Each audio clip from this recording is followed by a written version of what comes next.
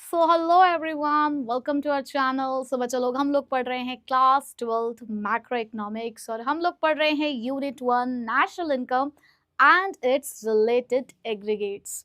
तो बच्चों, आज से हम लोग स्टार्ट करने वाले हैं methods of calculating national income. Last class तक हम लोगों ने थ्योरी पार्ट कंप्लीट कर लिया, हम लोगों ने न्यूमेरिकल का बेस समझ लिया, कन्वर्जन हम लोगों ने समझा। तो एक बार फटाफट से कन्वर्जन का फॉर्मूला लिख दो, अटेंडेंस लगा दो, मैम को पता चल जाए कि सारे बच्चे आ चुके हैं। स्टार्ट करते हैं फिर अपना आज पहला method, value added method of calculating national income. तो बच्चों, सबसे पहले तो ये जानते हैं कि वो कौन कौन से मेथड्स हैं जिनकी हेल्प से नेशनल इनकम को कैलकुलेट किया जा सकता है। सो वी हैव 3 मेथड्स और ये 3 मेथड्स कहीं ना कहीं आपके सर्कुलर फ्लो ऑफ इनकम की साइड से ही निकले हैं। इसीलिए मैंने सर्कुलर फ्लो ऑफ इनकम आपको थोड़ा सा लास्ट में पढ़ाया ताकि आप उसके साथ इस मेथड्स को कनेक्ट कर सको। आप इन मेथड्स को कनेक्ट कर पाओगे क्योंकि जस्ट अभी आप लोगों ने सर्कुलर फ्लो ऑफ इनकम पढ़ा है दैट वी हैव 3 फेजेस। कौन कौन सा? Production phase, income phase, expenditure phase.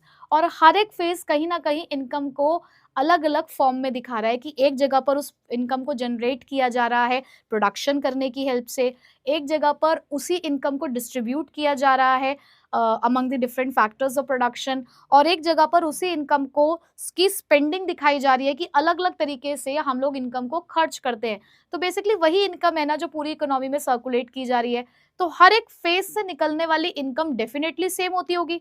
तो ये तीनों मेथड आपको यही समझाएंगे कि पूरी इकोनॉमी में हम इनकम को 3 जगहों पर देख रहे हैं, लेकिन तीनों जगहों से आप कैसे भी कैलकुलेट करो आपको नेशनल इनकम सेम ही दिखेगी। So we have 3 methods, namely production method जिसको आप यहाँ पे वैल्यू एडेड मेथड के नाम से जानते हैं, आउटपुट मेथड भी बोला जाता है इसको।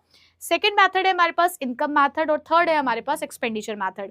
तो आज हमारा जो फोकस रहेगा बेटा वो रहेगा वैल्यू एडेड मेथड की तरफ। ठीक है, चलो तो अब इस मेथड को थोड़ा सा समझते हैं। तो चलिए सबसे पहले एक एग्जांपल से समझते हैं कि आखिरकार ये वैल्यू एडेड मेथड क्या है। अब आपके सामने मैंने यहाँ पर एक ड्राइंग कर रखी है, मेरी एक चित्रकारी आपको यहाँ पर दिख रही होगी। तो बेटा इस चित्रकारी के अंदर कुछ आप लोगों को यहाँ पर दिख रहे हैं कि एक तरफ फार्मर है, अल्टीमेटली लास्ट में एक कस्टमर है। तो बेटा बेसिकली हो क्या रहा है कि सबसे पहले फार्मर ने यहाँ पर एक कॉटन की खेती करता है ये फार्मर। तो यानी कि ये जो हमारा फार्मर है ये कॉटन को ग्रो करता है और ये सारी की सारी कॉटन जो है वो इसके पास से टेक्सटाइल मिल के पास जाती है। अब मान लो जो भी इसने यहाँ पर कॉटन यानी कि कपास उगाई वो यहाँ पर 200 रुपए की वो थी जो हमारी टेक्सटाइल मिल के पास गई। अब टेक्सटाइल मिल ने क्या किया? टेक्सटाइल मिल का काम है कॉटन को क्लॉथ में कन्वर्ट करने का। क्या काम है बेटा उसका? टेक्सटाइल मिल ने कॉटन को क्लॉथ में कन्वर्ट किया और हमारे फार्मर ने क्या किया? हमारे फार्मर ने तो उस कॉटन को ग्रो किया था। ग्रो करने के बाद 200 की वैल्यू की जो कॉटन है वो उसने टेक्सटाइल मिल में दे दी। ठीक है, चलो इसको थोड़ा सा हम अलग कलर दिखा देते हैं इसके एरो का। अब वही टेक्सटाइल मिल से जो क्लॉथ है, अब टेक्सटाइल मिल ने यहाँ से क्लॉथ बना लिया, तो अब ये जो क्लॉथ है ये हमारी गारमेंट फैक्ट्री के पास गया और लगभग मान लो कि 500 रुपए की कीमत का ये जो कपड़ा है ये गारमेंट फैक्ट्री के पास गया। अब गारमेंट फैक्ट्री बेसिकली क्या करेगी? ये गारमेंट फैक्ट्री उस कपड़े को एक नई शेप देगी। मान लो यहाँ पर उसकी कुर्तीज बनाई जाती हैं तो उसको कुर्तीज या फिर किसी शर्ट में कन्वर्ट किया जाएगा। ठीक है, तो उस कपड़े को कुर्ती या शर्ट में कन्वर्ट किया जा रहा है इस गारमेंट फैक्ट्री के अंदर। बेसिकली इस गारमेंट फैक्ट्री का काम यानी कि स्टिचिंग का है। तो इस गारमेंट फैक्ट्री के पास टेक्सटाइल मिल से जो कपड़ा आया वो 500 की कीमत का आया। अब ये जो कपड़ा बन चुका है यानी कि ये जो शर्ट बन चुकी है ये शर्ट अब बिकने के लिए जाएगी किसी एक रिटेल स्टोर के पास, और रिटेल स्टोर के पास बेटा ये जो शर्ट गई है ये 900 रुपए की गई है। कितने की गई है ये शर्ट? 900 रुपए की ये शर्ट गई है। और जब ये रिटेल स्टोर उस कस्टमर को इस शर्ट को बेचता है तो वो बेचता है इसको 1500 रुपए की। कितने की बेच रहा है बेटा? 1500 रुपए की। अब मुझे अगर यहाँ पर अपने देश की नेशनल इनकम कैलकुलेट करनी है, अब नेशनल इनकम जब हम प्रोडक्शन मेथड से कैलकुलेट करते हैं तो उनका कहना ये है कि जितनी भी प्रोडक्शन यूनिट है वो जितना भी यहाँ पर वैल्यू एडिशन कर रही हो आप उसकी मदद से नेशनल इनकम को कैलकुलेट कर सकते हो। बट ये तो उनकी बात है ना, अगर हम लोग इसको कैलकुलेट कर रहे हैं तो हम लोग क्या समझेंगे कि अच्छा कितने का प्रोडक्शन हुआ है। तो आप कहेंगे मैम कितने का प्रोडक्शन हुआ है? साफ साफ दिख तो रहा है, पहले 200 का प्रोडक्शन हुआ, फिर 500 का हुआ, फिर 900 का हुआ और उसके बाद मैडम 1500 का प्रोडक्शन हुआ एट द एंड जाकर, यानी कि उस जो सामान था उसकी कीमत 1500 की हो गई थी एंड तक जाते जाते, तो टोटल इतना प्रोडक्शन हुआ है, इतने की इनकम जनरेट हो रही है। तो अगर मैं इसका टोटल करूं तो मुझे लगभग टोटल इसका कितना दिख रहा है, मुझे इसका टोटल दिख रहा है 3100। ठीक है, तो एक बार आप भी कैलकुलेट करके देख लीजिएगा, मुझे तो इसका टोटल 3100 यहाँ पर दिख रहा है। मैं आपको बताती हूँ रियलिटी चेक कि रियलिटी क्या है। आप एक बार बहुत गौर से बेटा ध्यान से देखो, सबसे पहले कुछ भी नहीं था, जीरो वैल्यू थी, आपके देश में किसी भी चीज का प्रोडक्शन अभी नहीं हुआ, बिल्कुल जीरो पे हो आप, जीरो पे। लेकिन हमारे फार्मर ने मेहनत करी, कॉटन को ग्रो किया और सबसे पहली बार कुछ वैल्यू का प्रोडक्शन हुआ, सबसे पहली बार कुछ वैल्यू का प्रोडक्शन हुआ। तो सबसे पहली बार इनकम को जनरेट करने की शुरुआत किसने करी, उस फार्मर ने। तो बेटा सबसे पहली बार तो मैं यही कहूंगी कि जो प्रोडक्शन यूनिट से इनकम जनरेट हुई है वो 200 रुपए की इनकम जनरेट हुई है। हम इनकम जनरेशन के बारे में पढ़ रहे हैं। अब जब वही कॉटन टेक्सटाइल के पास गई तो वो 200 की गई, इनकम जनरेट हो गया 200 का, इनकम 200 रुपए की जनरेट हो गई है। अब टेक्सटाइल से जब गारमेंट फैक्ट्री के पास वही चीज गई तो 500 रुपए की गई। लेकिन एक बात बताओ बेटा, उस 500 रुपए में क्या उस कॉटन के 200 रुपए इंक्लूड नहीं थे? खुद बताओ सच्चाई क्या है कि फार्मर के पास तो कुछ भी नहीं था, उसने तो जीरो से स्टार्ट किया, तो जीरो से उसने 200 रुपए ग्रो कर दिए। लेकिन जब टेक्सटाइल मिल से वही चीज गारमेंट फैक्ट्री के पास गई तो 200 का प्रोडक्शन तो ऑलरेडी हो चुका था ना। उस टेक्सटाइल मिल ने अपनी तरफ से कितना वैल्यू एडिशन किया, अपनी तरफ से उसको कॉटन को क्लॉथ में कन्वर्ट करने के लिए उसने कितना यहाँ पर कंट्रीब्यूशन दिया, उसने तो 300 का ही कंट्रीब्यूशन दिया ना बेटा। तो अल्टीमेटली अगर मैं कहूं तो इनकम अब कितनी जनरेट हुई है बेटा, इनकम अब तो 300 रुपए की जनरेट हुई है, राइट। अच्छा, अब जब वही सामान गारमेंट फैक्ट्री से रिटेल स्टोर के पास गया तो वो 900 का गया, पर जब उसने उस क्लॉथ को शर्ट में कन्वर्ट किया होगा तो क्या उसमें उस कपड़े की 500 रुपए की वैल्यू ऑलरेडी इंक्लूडेड नहीं होगी? यानी कि और 500 रुपए में भी कॉटन की 200 रुपए की वैल्यू इंक्लूडेड है या नहीं? हम टोटल 500 कह सकते हैं। तो बेटा इस 900 में 500 तो ऑलरेडी इंक्लूडेड है, किसके? हमारे इस क्लॉथ के, जिसको हमने कॉटन से क्लॉथ में कन्वर्ट किया। तो बेटा अल्टीमेटली कितनी वैल्यू जनरेशन हुई फ्रॉम दिस गारमेंट फैक्ट्री? बताइए कितनी वैल्यू जनरेशन हुई, कितना वैल्यू एडिशन हुआ? 400 रुपए का। आपने क्या किया, 900 में से 500 रुपए माइनस कर दिए, तो बेटा कितना हो गया? 400। ठीक है, अब इस रिटेल स्टोर ने जब कस्टमर के पास वो शर्ट पहुंचाई और ये सुंदर सा बन के खड़ा हो गया उस शर्ट को पहन के और बिल्कुल एकदम खुश हो रहा है, तो वहां पर उसने उससे चार्ज किए 1500 रुपए। बट बेटा 1500 रुपए में क्या उस शर्ट को बनने तक की जो कॉस्ट थी वो इंक्लूडेड नहीं थी? वो तो ऑलरेडी इंक्लूडेड थी। तो अल्टीमेटली इसने कितना वैल्यू एडिशन करके कस्टमर को ये सामान दिया, पैक वैक करके अच्छे से उसको वो दे रहा है सामान। बताओ कितने का वैल्यू एडिशन किया उसने? 600 रुपए का। कितने का किया? 600 रुपए का। तो बेटा यहाँ पे हम लोग प्लस करेंगे 600। तो अब अगर आप इसे टोटल करें तो मेरे प्यारे बच्चे मुझे बताएंगे कि टोटल क्या आ रहा है।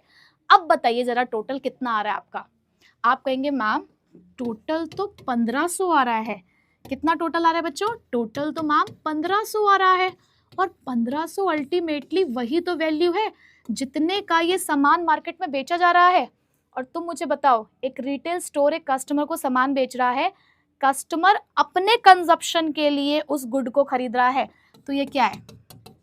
ये क्या है बच्चों? क्या ये फाइनल गुड नहीं है? क्या ये फाइनल गुड नहीं है? तो बेटा यहाँ से क्या बात समझ में आई कि जब भी हम प्रोडक्शन मेथड की मदद से जब भी हम अपनी नेशनल इनकम को कैलकुलेट करते हैं तो हमारे पास दो रास्ते हैं। या तो हम हर स्टेज पर होने वाला वैल्यू एडिशन उसका टोटल कर लें, या तो हम हर स्टेज पे होने वाले वैल्यू एडिशन का टोटल कर ले, या सिंपल अपने फाइनल गुड की वैल्यू को देख ले। बात एक ही है क्योंकि दोनों से आपका आंसर सेम आएगा। आपके फाइनल गुड की वैल्यू भी 1500 है और जितना आप वैल्यू एडिशन कर रहे थे वो भी 1500 है। तो इसे ही बोला गया प्रोडक्शन मेथड, और यहीं से वो बात निकली है कि हम सिर्फ फाइनल गुड की वैल्यू को ऐड करते हैं क्योंकि उसमें ऑलरेडी जितने भी आपके इंटरमीडिएट गुड्स हैं उनकी वैल्यू इंक्लूडेड होती है। इन सभी लोगों के लिए सारी चीजें इंटरमीडिएट गुड थी ना, क्योंकि ये इन सभी चीजों को आगे रीसेल के लिए इस्तेमाल कर रहे थे या फिर एज अ रॉ मटेरियल इस्तेमाल कर रहे थे। अल्टीमेटली तो उसको इस्तेमाल कंज्यूमर नहीं करना था ना, हमारा जो कस्टमर है वही उसको खरीद रहा है, और जितने भी वो खरीद रहा है हम उसी वैल्यू को ऐड कर रहे हैं। तो वैल्यू एडेड का बेस आपको समझ आ गया होगा। अब मैं आपको समझाती हूँ कि कैलकुलेट करना कैसे है। इस डायग्राम को अगर आप बनाना चाहते हैं तो इसका मतलब ये वाला जो हमारा मेथड हो गया ये गलत, करेक्ट मेथड कौन सा है, ये वाला। ठीक है, तो इसका स्क्रीनशॉट लेना है तो एक बार ले लो।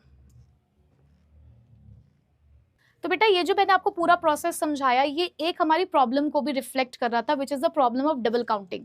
जब आपका आंसर 3100 आया तो आप कुछ चीजों की वैल्यू को डबल काउंट कर रहे थे, यानी कि बार बार उस चीज को काउंट कर रहे थे। इसीलिए हम लोगों ने इस मेथड को इवॉल्व किया कि या तो वैल्यू एडेड मेथड लो या अपना फाइनल गुड अप्रोच को यूज करो। तो देखो जरा, the problem of double counting थी क्या? It means counting the value of a product more than once in the estimation of national income. तो जब आपने 3100 रुपए की वैल्यू निकाली तो आप क्या कर रहे थे, आप बार बार कॉटन की वैल्यू को ऐड करते जा रहे थे, और जैसे जैसे स्टेजेस बढ़ती जा रही थी हर एक चीज की वैल्यू को डबल काउंट आप कर रहे थे, क्योंकि आपने वहां से वैल्यू एडिशन तो लिया ही नहीं, आप तो उसकी टोटल वैल्यू को लेकर चल रहे थे। तो डबल काउंटिंग यही कहता है कि किसी भी चीज की वैल्यू को बार बार ऐड करना क्या कहलाता है, डबल काउंटिंग कहलाता है। The problem of double counting arises when the value of intermediate goods is included. और ये तभी आपकी प्रॉब्लम अराइज होती है जब आप इंटरमीडिएट गुड की वैल्यू को इंक्लूड करते हो along with the value of final goods, final good के साथ। ठीक है, तो ये बात समझ आ गई कैसे अवॉइड कर रहे हैं। दो अप्रोचेज है हमारे पास, दो मेथड होते हैं। फाइनल प्रोडक्ट मेथड, जैसे कि मैंने अभी आपको बताया कि सिर्फ अपने फाइनल गुड की वैल्यू को रख लो, so it includes only the value of final goods and services, जो हमारे केस में 1500 थी, और क्या एक्सक्लूड कर दो, इंटरमीडिएट गुड की वैल्यू। और वैल्यू एडेड मेथड क्या कहता है, सिर्फ आप वैल्यू एडिशन देखो, हर एक स्टेज पर कितना हो रहा है, हर एक प्रोड्यूसर कितना वैल्यू ऐड कर रहा है, बस उसका समेशन कर लो तो भी आपको आंसर मिल जाएगा। ठीक है, अब फॉर्मूला क्या है, जरा फॉर्मूला नोट करिए। चलिए बच्चों, अब जरा फॉर्मूले की तरफ चलते हैं, एंड आई होप कि मैंने जितनी भी सारी चीज़ें यहाँ पर सामने लिखी हुई हैं वो अब आपको क्लियर होंगी कि वैल्यू एडिड का मतलब क्या है, जीडीपीएमपी क्या होता है, डेप्रिसिएशन क्या होता है, एनआईटी क्या होता है और एनएफआईए क्या होता है। ठीक है, तो मैं मानकर चल रही हूँ कि आप सारी वीडियोस देखकर आए हैं और आपको इन सभी चीज़ों का मीनिंग पता है। तो बेटा सबसे पहली बात तो वैल्यू ऑफ आउटपुट क्या है। वैल्यू ऑफ आउटपुट का मतलब है कि हर एक प्रोडक्शन यूनिट कितना आउटपुट जनरेट कर रही है, हर एक स्टेज पर हर एक यूनिट, हर एक प्रोडक्शन यूनिट कितना आउटपुट जनरेट कर रही है, उसे वैल्यू ऑफ आउटपुट कहते हैं। जैसे आपने देखा कि फार्मर ने एक आउटपुट जनरेट किया 200 रुपये का, फिर उसके बाद हमारे टेक्सटाइल मिल ने जनरेट किया 500 रुपये का, फिर हमारे गारमेंट ने प्रोड्यूस किया 900 रुपये का, फिर उसके बाद हमारे रिटेलर ने किया 1500 रुपये का। तो हर एक प्रोडक्शन यूनिट कितना वैल्यू ऑफ आउटपुट जनरेट कर रही है, कितना आउटपुट बेसिकली जनरेट कर रही है, उसकी वैल्यू को हम वैल्यू ऑफ आउटपुट कहते हैं। अब हमें कैसे पता चलेगा कि वैल्यू ऑफ आउटपुट कितना होता है, जितना सामान वो बेच रहे हैं, हम उनकी सेल से ही तो इस चीज़ को फाइंड आउट कर सकते हैं। तो इसीलिए वैल्यू ऑफ आउटपुट में सबसे पहला आपके पास जो कंपोनेंट है वो होता है सेल्स का। ठीक है, कि कितना आपने सामान बेचा। किसी किसी क्वेश्चन में हो सकता है कि ये बॉक्स बना के अलग से भी चीज़ें लिखते रहना, किसी किसी क्वेश्चन में हो सकता है आपको सेल्स ना दे रखा हो, तो इन दैट केस आप सेल्स कैलकुलेट कर सकते हो प्राइस इनटू क्वांटिटी से। ठीक है, ये तो हमारी बचपन वाली बात है कि हमें पता है कि जितने का सामान बेचा और जितनी क्वांटिटी का बेचा उन दोनों को मल्टीप्लाई कर दोगे तो सेल्स आ जाएगी। अब इस सेल्स में कौन कौन सी सेल्स आती है बेटा, क्योंकि हम देश की बात कर रहे हैं तो देश में दो तरीके की सेल्स होती हैं। डोमेस्टिक सेल्स यानी कि वो सेल्स जो अपनी कंट्री के अंदर कर रहे हो, प्लस आपके एक्सपोर्ट्स यानी कि हो सकता है कुछ सामान आप बाहर के देश में भी बेचते होगे। तो अगर क्वेश्चन में सिर्फ सेल्स लिखा है तो हम अज्यूम कर रहे हैं कि वो टोटल सेल्स है, उसमें डोमेस्टिक सेल्स भी उसमें एक्सपोर्ट्स भी हैं। बट अगर किसी क्वेश्चन में सेल्स नहीं दे रखी, उन्होंने सीधा लिखा है डोमेस्टिक सेल्स और एक्सपोर्ट्स अलग अलग दे रखा है, तो आप दोनों को प्लस करेंगे। प्लस अगर कभी ऐसा हो सेल्स भी दे रखा हो एक्सपोर्ट भी दे रखा हो, तो एक्सपोर्ट को इग्नोर करना है। क्या करना है, एक्सपोर्ट्स को इग्नोर करना है। जब तक उस सेल्स के आगे डोमेस्टिक वर्ड नहीं लगा या क्वेश्चन क्लियरली ये बात ना कहे कि ये सिर्फ डोमेस्टिक सेल है, तब तक एक्सपोर्ट ऐड नहीं करना आप। ठीक है, तो अगर सेल्स लिखा है तो हम मान के चलेंगे कि वो इन दोनों को ऑलरेडी इंक्लूड करके ही दिया गया है। हाँ, अगर अलग से दो कंपोनेंट दे दिए तो दोनों को ऐड कर लेना। ठीक है, सेल्स क्लियर हो गया। अच्छा, उसके बाद चेंज इन स्टॉक क्या होता है बेटा। अब चेंज इन स्टॉक का मतलब है, मान लो आपने आउटपुट तो 1000 यूनिट बना दी, लेकिन 1000 यूनिट नहीं बिकी, है ना, पूरे साल में नहीं बिकी आपकी 1000 यूनिट, 600 यूनिट आपकी बिक गई, 400 यूनिट अभी भी फैक्ट्री में रखी हुई है। बट उस फैक्ट्री के अंदर जो 400 यूनिट रखी हुई है बची हुई, वो उसके अंदर वो वाला स्टॉक भी हो सकता है जो स्टार्टिंग में था आपके पास। मतलब कि 400 में 100 यूनिट ऐसी थी कि जब इस साल की शुरुआत हुई तो 100 यूनिट ऑलरेडी फैक्ट्री में रखी हुई थी जो पिछले साल की बच गई थी। ठीक है, तो उसे बोलते हैं हम ओपनिंग स्टॉक। और जो यूनिट साल के एंड में हमारी फैक्ट्री में बची हुई रह गई, उसे हम बोलते हैं क्लोजिंग स्टॉक। ठीक है, जैसे कि सुबह मम्मी ने फ्रिज में 10 चॉकलेट रखी, जिसमें 2 चॉकलेट पहले से ही फ्रिज में रखी हुई थी, 10 मम्मी ने और रख दी, तो टोटल कितनी चॉकलेट्स हैं हमारे पास फ्रिज के अंदर? 12 चॉकलेट्स हैं। ठीक है, जब रात को मम्मी ने दोबारा से फ्रिज को खोल के देखा तो अब उसके अंदर सिर्फ 2 ही चॉकलेट बची हुई थी, सिर्फ 2 ही चॉकलेट बची हुई थी। भाई सारी की सारी खा गए तुम, तो वो जो लास्ट की 2 चॉकलेट बची हुई हैं उसे बोलेंगे हम क्लोजिंग स्टॉक। ठीक है, तो ओपनिंग और क्लोजिंग स्टॉक समझ में आ गया। तो बेटा जो चेंज इन स्टॉक है ना, ये जो ऊपर चेंज इन स्टॉक दे रखा है आपको, इसका क्या फॉर्मूला होता है? इसका फॉर्मूला होता है क्लोजिंग माइनस ओपनिंग। ठीक है, अब कभी कभी एक और चीज आपको यहाँ पर देखने को मिल सकती है, इसको भी आप लिखना अपने फॉर्मूले के अंदर, प्रोडक्शन फॉर सेल्फ कंजप्शन। अब जरूरी थोड़ी है कि सारा का सारा सामान हमने बेचा ही होगा, कुछ सामान हमने अपने लिए भी बनाया होगा, बनाया है लेकिन उसको अपने घर के लिए इस्तेमाल कर लिया। भाई प्रोडक्शन तो हुआ ही है, यहाँ से नहीं खरीदते तो कहीं और से खरीदते, तो प्रोडक्शन फॉर सेल्फ कंजप्शन को भी आप इसके अंदर इंक्लूड करेंगे अगर क्वेश्चन में गिवन है तो, अदरवाइज कोई दिक्कत वाली बात नहीं है। तो ये तो वैल्यू ऑफ आउटपुट हो गया सॉर्टेड। लेकिन बेटा इस वैल्यू ऑफ आउटपुट में, जैसे कि मैं बोल रही थी कि टेक्सटाइल मिल के 500, गारमेंट फैक्ट्री के 900, इन सभी में इंटरमीडिएट गुड की वैल्यू भी तो थी ना। मैं क्या कर रही थी वैल्यू एडिशन के लिए हमेशा, कि जो भी मेरे इंटरमीडिएट गुड है उसकी वैल्यू को माइनस कर रही थी। यानी कि जब मैंने टेक्सटाइल मिल का वैल्यू एडिशन देखा तो मैंने फार्मर के 200 हटाए, फिर बताया कि टेक्सटाइल ने तो 300 का वैल्यू एडिशन किया है, अगर टोटल उसकी वैल्यू ऑफ आउटपुट 500 है तो बेटा वैल्यू एडिड कैसे कैलकुलेट होता है? जब आप वैल्यू ऑफ आउटपुट में से अपने इंटरमीडिएट कंजप्शन को माइनस कर देते हो तो आपको वैल्यू एडिशन मिल जाता है। और इस वैल्यू एडिशन के 2 नाम आपको देखने को मिलेंगे, जीवीएमपी और जीडीपीएमपी। क्या देखने को मिलेंगे? जीवीएमपी और जीडीपीएमपी। जीडीपीएमपी को तो आप जानते हो, gross domestic product at market price. GVMP का मतलब होता है gross value added at market price, दोनों का मतलब सेम है। अब मुझे एक कंपोनेंट मिल गया, एक एग्रीगेट मिल गया, तो मैं कोई सा भी एग्रीगेट निकाल सकती हूँ। तो नेशनल इनकम का एग्रीगेट हम लोग सभी जानते हैं कि एनएनपीएफसी होता है, तो जीडीपीएमपी से अगर आपको एनएनपीएफसी निकालना है तो पिक्चर इज क्लियर, क्योंकि ग्रॉस को नेट में कन्वर्ट करने के लिए माइनस डेप्रिसिएशन, डोमेस्टिक प्रोडक्ट को नेशनल प्रोडक्ट में कन्वर्ट करने के लिए प्लस एनएफआईए, और एमपी को एफसी में कन्वर्ट करने के लिए माइनस एनआईटी। ठीक है, स्क्रीनशॉट लो फटाफट से। तो चलो बच्चों अब स्टार्ट करते हैं अपने वैल्यू एडिट के न्यूमेरिकल्स। तो फटाफट से अपना रजिस्टर और पेन निकाल लीजिए, फॉर्मूलाज एक बार पहले लिख लीजिए, उसको देख लो और उसके बाद साथ साथ मेरे न्यूमेरिकल्स को सॉल्व करो। तो बेटा देखो, सबसे पहले क्वेश्चन में हमसे पूछा गया है calculate the gross value added GVFC और gross domestic product at factor cost. अब जीवीएफसी बोले या जीडीपीएफसी बोले, बात तो एक ही है, क्योंकि वैल्यू एडिड ही डोमेस्टिक प्रोडक्ट के बराबर मानी जाती है। तो बेसिकली आपको क्वेश्चन में जीवीएफसी निकालना है। अब आप सोचेंगे कि मैम हमने तो जीवीएफसी निकालना ही नहीं सीखा है, हमने तो जीवीएमपी निकालना सीखा है या फिर जीडीपीएमपी। तो क्या हुआ, आप कोई भी एक एग्रीगेट निकाल दो और उससे आपने जो कन्वर्जन मेथड सीखा है, तो कन्वर्जन मेथड की हेल्प से आप एक एग्रीगेट को दूसरे एग्रीगेट में बहुत इजीली कन्वर्ट कर सकते हो।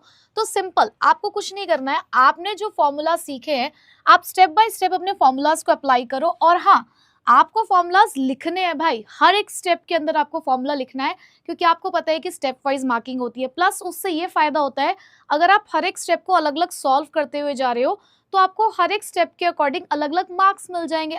वरना बच्चा क्या करता है, डायरेक्ट एक ही फॉर्मूले में पूरा जीवीए एमपी निकालने की कोशिश करता है, फिर उसमें क्या होगा कि अगर आपका आंसर गलत आ जाएगा तो आपका पूरा क्वेश्चन वो गलत माना जाएगा। ठीक है, तो मेरे साथ साथ सीख लो कि किस तरीके से आपको क्वेश्चन को सॉल्व करना है।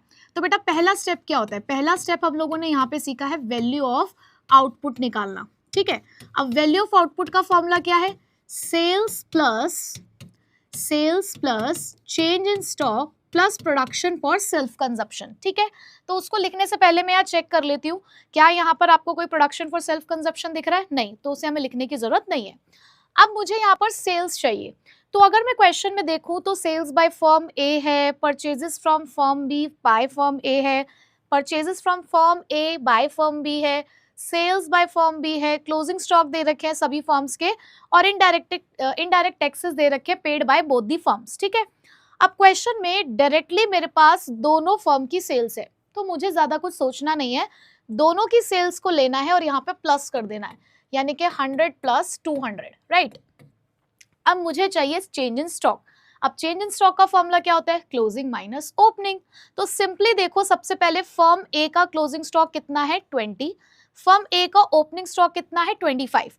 तो यहां पर आपने करना है 20 माइनस 25। अब आप कहेंगे कि मैम ये तो हम डायरेक्टली भी लिख सकते थे -5।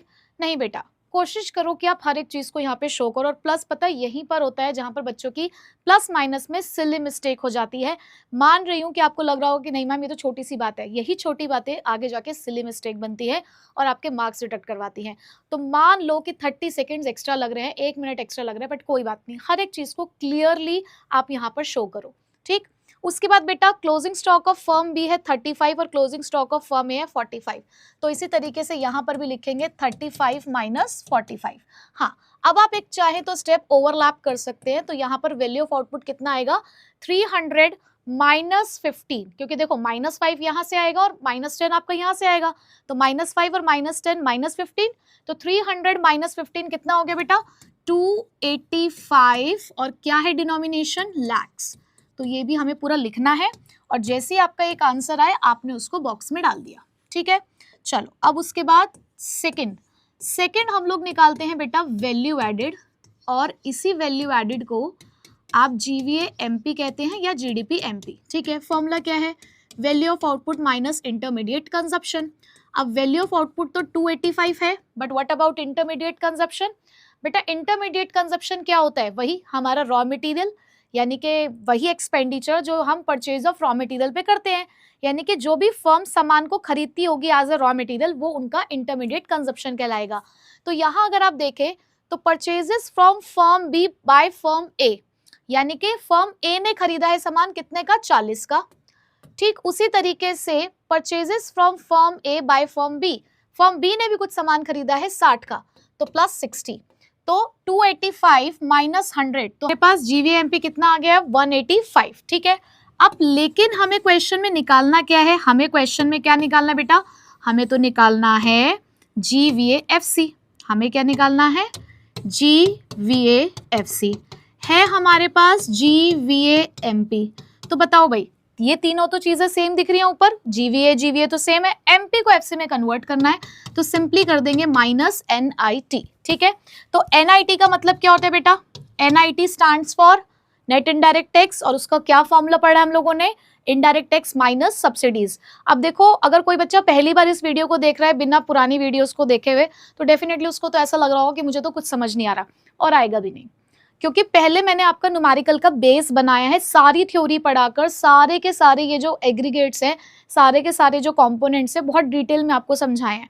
तो अगर कोई बच्चा पहली बार इस वीडियो को देख रहा है सिर्फ न्यूमेरिकल समझने के लिए और उसको पीछे का कोई ज्ञान नहीं है, तो बेटा अभी इस वीडियो को बंद कर दो, कोई फायदा नहीं, आपका टाइम वेस्ट है। आप जाइए पहले सारे थ्योरी पढ़कर आइए, सारे कॉम्पोनेंट समझ कर आइए, फिर इस वीडियो को देखना। तो क्योंकि मैं अब पढ़ा रही हूँ ये इस पॉइंट ऑफ व्यू से कि आपको पीछे की सारी चीजें अब आती हैं, ठीक है। तो नेट इनडायरेक्ट टैक्सेस का फॉर्मूला होता है IT माइनस सब्सिडीज। अब मैं क्वेश्चन में अगर देखूं, हमने ऑलमोस्ट सारे यहाँ पे चीजें ले ली हैं, सिर्फ indirect taxes paid by the both the firms लिखा हुआ है, सब्सिडीज नहीं है क्वेश्चन में। तो इसका मतलब सीधे सीधे मुझे ये -30 करना है।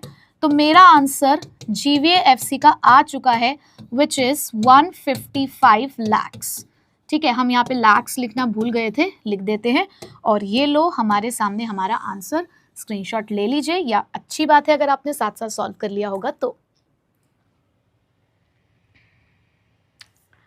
चलो जी, तो आई होप कि ये काम तो आपका हो गया। अब नेक्स्ट क्वेश्चन पे आते हैं, which is find net value added at market price, NVAMP पूछा है अब आपसे। अब स्टेप आपको क्लियर हो चुके हैं, तो चलिए मेरे साथ साथ सॉल्व करिए। बताओ, जोर जोर से बोलो जरा, पहला फॉर्मूला क्या है निकालने का, पहले क्या चीज फाइंड आउट करते हो, सबसे पहले फाइंड आउट करते हो वैल्यू ऑफ आउटपुट, जिसका क्या फॉर्मूला होता है, sales plus change in stock. क्या फॉर्मूला होता है, sales plus change in stock, ठीक है। अब जिसमें सेल्स कितने की है ये बताओ जल्दी से मुझे, सेल्स कितने की है, सेल्स है आपकी 25 की, तो लो जी यहाँ पर मैंने सेल्स लिख दी है 25।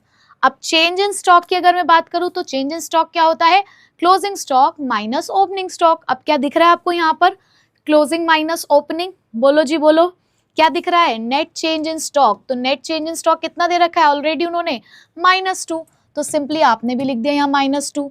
तो बेटा आपका वैल्यू ऑफ आउटपुट कितना निकल कर आ गया है 23 lakhs। ठीक है, अब 23 lakhs हमारा वैल्यू ऑफ आउटपुट आया, हमने बॉक्स में डाल दिया।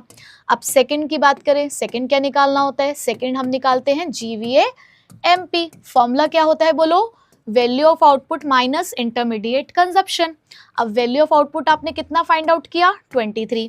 अब इंटरमीडिएट कंजप्शन क्या होता है? रॉ मटेरियल का परचेज।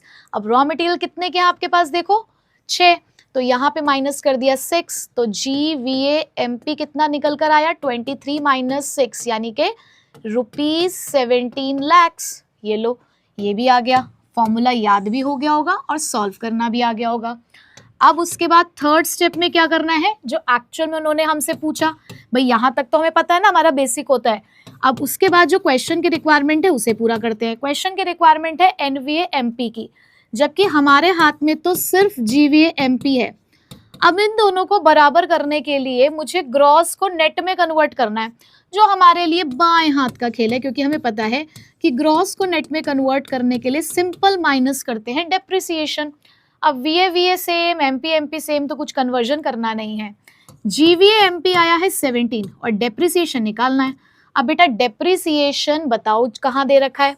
देखो जरा कहाँ है आपके पास, यहाँ पर डेप्रिसिएशन दिख रहा है कहीं? भाई डेप्रिसिएशन की अगर मैं बात करूं तो डेप्रिसिएशन मैम है ना, ये 15 लिखा तो है फिक्स्ड कैपिटल गुड, ये है डेप्रिसिएशन 15, लगा दो। अरे बेटा यहाँ लिखा हुआ है fixed capital good with a life span of 5 years, कि एक हमारा फिक्स्ड कैपिटल हमने लिया है, यानी कि एक एसेट हमने ले रखा है, वो 15 लाख का है और वो 5 साल तक चलने वाला है।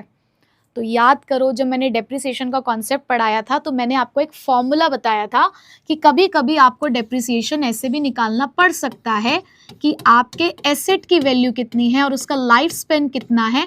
अगर आप उसको डिवाइड कर दोगे तो आपको ईयरली डेप्रिसिएशन मिल जाएगा। तो ईयरली डेप्रिसिएशन कितना है आपके पास? 3। ईयरली कितना है डेप्रिसिएशन? 3। तो आपने यहाँ से 3 माइनस करना है, तो आपके पास आपका आंसर आ चुका है NVMP विच इज 14 lakhs। लो जी, आपका हो गया काम कंप्लीट। चलो जी, आंसर हो गया डन। क्लियर? 2 क्वेश्चन हमने कर लिए, स्क्रीनशॉट ले लो। चलो जी, अब बढ़ते हैं अपने थर्ड क्वेश्चन की तरफ। अब निकालना है NVAFC। क्या निकालना है? NVAFC। तो मैं तो कहूँगी एक बार वीडियो को स्टॉप करो, पहले खुद निकालने की कोशिश करो, फिर मेरे साथ आंसर को चेक कर लेना, ठीक है? तो ऐसे करोगे तभी प्रैक्टिस होगी।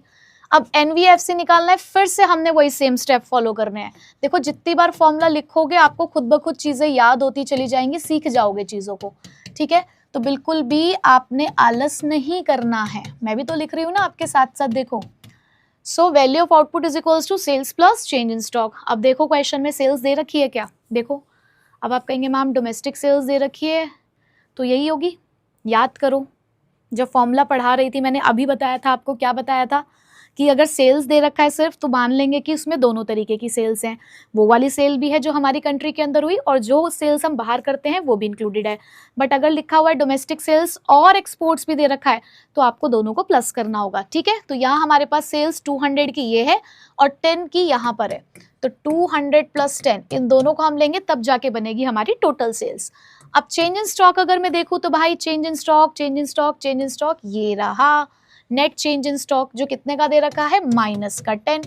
तो अल्टीमेटली आपका वैल्यू ऑफ आउटपुट कितना आ गया भाई? 200, ये भी लैक्स में है तो लाख, ठीक है? अब इसको मैंने डाल दिया यहाँ पर एक बॉक्स में। उसके बाद सेकेंड चीज मुझे फाइंड आउट करनी है, क्या? GVAMP। अब GVAMP कैसे निकलता है? Value of output minus intermediate consumption. अब भाई हमारे पास वैल्यू ऑफ आउटपुट तो है 200, अब इंटरमीडिएट कंजप्शन कहाँ है? या तो इंटरमीडिएट कंजप्शन लिखा हो या परचेज ऑफ रॉ मटेरियल। देखो भाई क्या है, कहाँ है, कहाँ है, कहाँ है, कहाँ है? दिख रहा है कहीं? नहीं, एक चीज दिख रही है, लेकिन सिंगल यूज प्रोड्यूसर गुड। थोड़ा सा और दिमाग पे जोर डालो कि प्रोड्यूसर गुड्स 2 तरीके के होते हैं। एक होते हैं ड्यूरेबल, जो हम इन्वेस्टमेंट पर्पस के लिए करते हैं, जिनको कैपिटल गुड्स कहते हैं, और एक वो होते हैं जो एज अ रॉ मटेरियल इस्तेमाल हो रहे होते हैं और जिनको हम इंटरमीडिएट गुड्स कहते हैं, राइट? तो इंटरमीडिएट गुड्स पे किया जाने वाला खर्चा, इंटरमीडिएट कंजप्शन ही तो होता है। तो बेटा अगर कभी क्वेश्चन में इंटरमीडिएट कंजप्शन ना लिखा हो, परचेज ऑफ रॉ मटेरियल ना लिखा हो और लिखा हो सिंगल यूज प्रोड्यूसर गुड्स, तो वो आपकी इंटरमीडिएट कंजप्शन ही होती है। अब न्यूमेरिकल कर रहे हो ना, न्यूमेरिकल कर रहे हो तो जहां नोट्स बनाते होगे वहीं पर इस सब चीज़ों को लिखते चले जाओ, बॉक्स में नोट बना लो कि भाई ऐसे ऐसे नाम भी आपको देखने को मिलते हैं, ठीक है। जैसे डेप्रिसिएशन की बात हो गई या सिंगल यूज प्रोड्यूसर गुड्स की बात हो गई, ये चीज़ें होती है नोट करने की। तो यहाँ आपने लिख दिया 120, तो आपके पास GVA MP कितना आ गया है यहाँ पर 80 lakhs, ठीक है जी। चलो इतना काम भी हमने कर दिया, इतने तो हम अब होशियार हो चुके हैं कि यहाँ तक तो हम गलती नहीं करने वाले।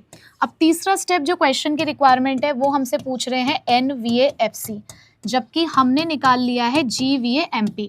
तो भाई यहाँ तो कन्वर्जन करना पड़ेगा। क्या कन्वर्जन करना है? ग्रॉस को नेट में कन्वर्ट करना है। तो ग्रॉस को नेट में कन्वर्ट करने के लिए करते हैं माइनस डेप्रिसिएशन, VA सेम है, MP को FC में कन्वर्ट करने के लिए करते हैं माइनस NIT। अब हमारे पास GVA MP तो 80 है, डेप्रिसिएशन अगर मैं देखूं डेप्रिसिएशन डेप्रिसिएशन डेप्रिसिएशन डेप्रिसिएशन वो दे रखा है मुझे 20, तो माइनस कर दिया मैंने 20। अब NIT तो मेरे पास क्वेश्चन में है ही नहीं, ना तो इनडायरेक्ट टैक्स है ना मेरे पास सब्सिडी है, तो इसका मतलब इसको हम जीरो मान लेते हैं। तो इस केस में हमारे पास NVA FC कितना आया बच्चों, बोलो। इतनी कैलकुलेशन करने लायक अब हम हो चुके हैं, तो ये आ गया 60 lakhs। ये लो जी, ये क्वेश्चन भी हमारा हो गया done done done done done. चलो करो, चलिए डन, आगे बढ़ते हैं नेक्स्ट क्वेश्चन। अब नेक्स्ट क्वेश्चन क्या कहता है भाई? नेक्स्ट क्वेश्चन अब मैं कहती हूँ होमवर्क है। Next question is your homework, अपने आप करेंगे आप इसको, आपके लिए है ये क्वेश्चन, अपने आप आपने इस क्वेश्चन को करना है। चलो करो इसको अपने आप, ये आपका होमवर्क है। चलो अगला क्वेश्चन मैं कराती हूँ, अगला क्वेश्चन मैं कराती हूँ। लो जी चलो, क्या है क्वेश्चन जरा देखते हैं। क्वेश्चन में इंटरमीडिएट कंजप्शन निकालना है भाई, इंटरमीडिएट कंजप्शन निकालना है हमें क्वेश्चन के अंदर, ठीक है। और क्या क्या दे रखा है हमें? वैल्यू ऑफ आउटपुट दे रखा है, net value added at factor cost दे रखा है, सेल्स टैक्स दे रखा है, रेंट दे रखा है और डेप्रिसिएशन दे रखा है, ठीक है। कोई दिक्कत वाली बात नहीं है। अब आप कहेंगे कि मैम इंटरमीडिएट कंजप्शन निकालना कैसे है? तो देखो बेटा, ऐसे क्वेश्चंस को कोड करने का सबसे बेस्ट मेथड क्या होता है कि आप सिर्फ वो वाला फॉर्मूला लिख के रख लो जहां आपने इंटरमीडिएट कंजप्शन देखा है। जहां आपने इंटरमीडिएट कंजप्शन देखा है आप पहले वही वाला फॉर्मूला यहाँ पे लिख दो। आपको पता है कि आपने इंटरमीडिएट कंजप्शन कहाँ देखा है लिखा हुआ? जब आप GVA MP निकालते हो, तो यहाँ लिख के रख लो GVA MP is equals to value of output minus intermediate consumption. अब आप अपने क्वेश्चन में देख लो कि आपको निकालना है इंटरमीडिएट कंजप्शन, तो अगर इन दोनों की वैल्यू आपको मिल जाती है तो आपकी प्रॉब्लम सॉल्व है। तो अगर मैं क्वेश्चन में देखूं तो वैल्यू ऑफ आउटपुट तो मेरे पास है 200, वैल्यू ऑफ आउटपुट मेरे पास 200 है, बट मेरे पास GVA MP नहीं है, ठीक है। बट हाँ, मुझे एक एग्रीगेट दिख रहा है net value added at factor cost, इसको मैं यूज करती हूँ।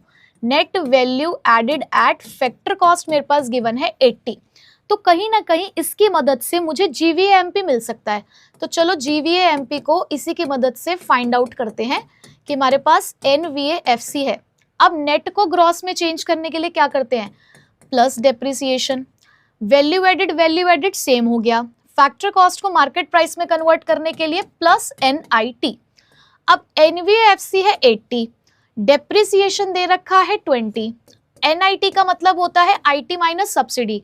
अब क्वेश्चन में IT है क्या? इनडायरेक्ट टैक्स, टैक्स तो दे रखा है लेकिन सेल्स टैक्स दे रखा है। यस बेटा, अब पुराने टाइम पे GST जब नहीं था तो उसको सेल्स टैक्स बोलते थे, तो कोई बात नहीं, अगर ये भी दे रखा है तो इसको आपने इनडायरेक्ट टैक्स ही अज्यूम करना है। तो आपके पास इनडायरेक्ट टैक्स तो 15 का है, बट क्या आपके पास क्वेश्चन में सब्सिडी है? नहीं, सब्सिडी नहीं है, तो उसको हम जीरो लेट कर लेते हैं। तो आपके पास जो GVA MP आ रहा है वो कितना आ रहा है बेटा? वो आ रहा है 115, ठीक है। वो कितना आ गया है? 115, और हमारे पास कोई डिनोमिनेशन नहीं है तो हम इसको 115 ही लिखकर छोड़ देते हैं। अब इसी 115 को अगर मैं यहाँ पर पुट कर दूं तो क्या मुझे इंटरमीडिएट कंजप्शन नहीं मिलेगा? 200 इंटरमीडिएट कंजप्शन यहाँ चला गया, 115 इधर आ गया, तो आपके पास इंटरमीडिएट कंजप्शन कितने का आ गया बेटा? 85 का। लो कितना सिंपल है, तो घबराना नहीं है कि यार ये तो कुछ अलग सा आ गया है। आपको जो कंपोनेंट उन्होंने पूछा है उस वो जहां पर आपको पता है कि फॉर्मूले में आता है वो अलग से लिख लो, आपकी पिक्चर एकदम क्लियर हो जाएगी। ठीक है, करिए इसको नोट डाउन। चलो नेक्स्ट क्वेश्चन की तरफ बढ़ते हैं। हाँ जी, अब हमें निकालना है वैल्यू ऑफ आउटपुट। अब आपको पता है कि वैल्यू ऑफ आउटपुट कौन से फॉर्मूले में आता है, अब आपको वो पता होना चाहिए। आपके पास एनवीएफसी है, इंटरमीडिएट कंजप्शन है, एक्साइज ड्यूटी है, सब्सिडी है, डेप्रिसिएशन है। आपको वैल्यू ऑफ आउटपुट निकालना है, जो कि सबसे पहला स्टेप ही होता है।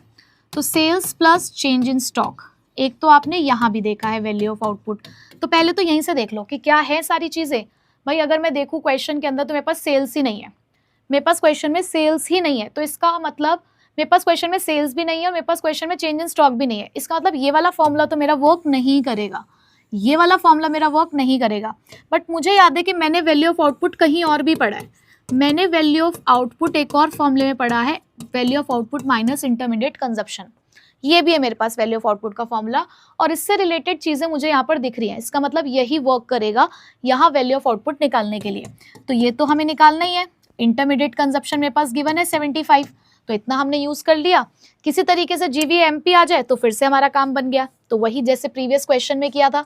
तो मैं चाहूंगी कि एक बार आप लोग खुद इसे फाइंड आउट करें और आंसर को अपने चेक करें। ठीक है, तो रोक दो वीडियो, पहले अपने आप निकालो फिर आंसर चेक करना। तो फिलहाल हमें जीवीएमपी निकालना है। हमारे पास क्वेश्चन में एनवीएफसी है, तो नेट को ग्रॉस में चेंज करने के लिए फिर से प्लस डेप्रिसिएशन, एफसी को एमपी में कन्वर्ट करने के लिए प्लस एनआईटी। तो बेटा एनवीएफसी 100, डेप्रिसिएशन अगर आप देखें तो आपको दे रखा है 10। ठीक है, और एनआईटी का मतलब होता है आईटी माइनस सब्सिडी। तो इनडायरेक्ट टैक्स अगर मैं देखूं तो ये रहा हमारे पास इनडायरेक्ट टैक्स, एक्साइज ड्यूटी एक इनडायरेक्ट टैक्स होती है, और सब्सिडी आपको दे रखी है 5, तो 20 माइनस 5। ठीक है, तो आपका इससे जीवीएमपी निकल कर आता है, अगर आप देखें तो यहाँ से 15 मिलेगा आपको। ठीक है, तो 115 माइनस 10 कितना हो जाएगा, 105। ठीक है, तो 105 का डिनोमिनेशन है कुछ, हाँ है, लैक्स में है डिनोमिनेशन। तो लो 105 आपको यहाँ से मिला, इस 105 को यहाँ लिखोगे तो वैल्यू ऑफ आउटपुट कितना हो जाएगा, 105 प्लस 75, यानी कि ये आ गया 180 लाख। ठीक है, चलो ये तो इजी था, प्रीवियस क्वेश्चन जैसे ही था, बस उसमें आईसी निकालना था, इसमें वैल्यू ऑफ आउटपुट। चलो जी, यहाँ तक समझ में आ चुका है। तो आप लोगों को आई होप कि अच्छे से वैल्यू एडिट के न्यूमेरिकल्स करने आ गए होंगे। अपनी बुक से और भी न्यूमेरिकल्स की प्रैक्टिस करना, किसी क्वेश्चन में अटक रहे हो तो उसको कमेंट में दे देना, कमेंट बॉक्स में लिख देना, उसका सॉल्यूशन आपको मिल जाएगा। अब बेटा कुछ आपको प्रिकॉशंस रखने होते हैं कि जब भी हम नेशनल इनकम को कैलकुलेट कर रहे होते हैं वैल्यू एडिड मैथड से, तो क्या चीज़ इंक्लूड करते हैं, क्या चीज़ एक्सक्लूड करते हैं। तो ये आपका वर्क करेगा कुछ रीजनिंग वाले क्वेश्चन में, ठीक है, और न्यूमेरिकली भी आपको हेल्प करेगा। तो पहली बात तो हम लोगों ने यहाँ से सीख ली है, अब क्योंकि न्यूमेरिकल्स पढ़ ली है तो ये बात हमारे पास क्लियर हो गई है कि इंटरमीडिएट गुड्स की वैल्यू को हम इंक्लूड नहीं करते, माइनस इंटरमीडिएट कंजप्शन आप कर ही रहे हो। जो भी प्रोडक्शन आप खुद के लिए करते हो, प्रोडक्शन फॉर सेल्फ कंजप्शन, आप वो भी इंक्लूड करते हो क्योंकि प्रोडक्टिव एक्टिविटी तो वहां पर हुई है। अगर हम खुद का फैक्टर ऑफ प्रोडक्शन यूज करते हैं, जैसे कि हमने अपनी खुद की लैंड इस्तेमाल करी, तो उसके ऊपर पे किया जाने वाला रेंट वो हम इंक्लूड करेंगे। तो imputed rent of owner occupied houses include होते हैं। फ्री सर्विस लेकिन अगर प्रोवाइड की जा रही है गवर्नमेंट के थ्रू तो वो भी आप इंक्लूड करेंगे, क्योंकि कहीं ना कहीं वो भी एक इम्प्यूटेड वैल्यू है कि हमारी ही गवर्नमेंट हमें फ्री सर्विस प्रोवाइड कर रही है, चाहे वो एक नॉन प्रॉफिट इंस्टीट्यूशंस की तरफ से ही क्यों ना हो। उसके अलावा लेकिन अगर आप कोई डोमेस्टिक सर्विस है उसको आप इंक्लूड नहीं करेंगे। डोमेस्टिक सर्विस का मतलब है कि जैसे हमारी मम्मी हमारे को सर्विस दे रही हैं, हमें खाना बना कर दे रही हैं, तो वो सर्विस इंक्लूड नहीं होगी। आप खुद की गाड़ी को क्लीन कर रहे हो तो वो इंक्लूड नहीं होगा। बट अगर आपने जैसे अपने घर में मेड रखी हुई है, या आपके पास एक बंदा है जिसको आप सैलरी वगैरह देते हो ताकि वो आपकी कार की क्लीनिंग करे, तो वो इंक्लूड होगा। लेकिन खुद अपने घर का काम अगर कर रहे हो तो वो वाली सर्विस इंक्लूड नहीं होती।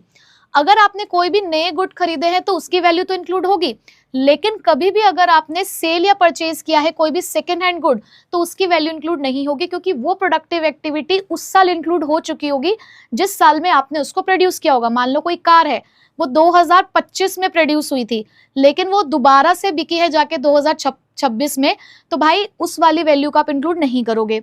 लेकिन अगर उसी के ऊपर किसी भी तरीके कोई ब्रोकरेज या किसी तरीके कोई कमीशन पे की गई है, वो इंक्लूड होती है।